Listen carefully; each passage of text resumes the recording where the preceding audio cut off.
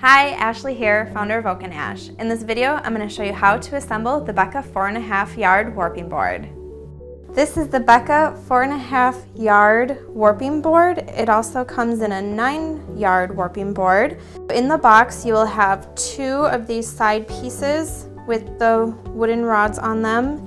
You'll have a bottom piece that it doesn't have anything on it, and then the top has 2. And it comes with 4 hex bolts, 4 washers, 4 barrel nuts, and you'll need a screwdriver and a wrench. Step 1, set everything up. Put in 1 washer in the hex bolt and 1 barrel nut, and you want to make sure that it's lined up so that the bolt goes into the hole. The screwdriver is for if in case this is at a wrong angle. That's how you can use that to turn it to make sure that it's engaging correctly. So the last step is to make sure you tighten all of these bolts.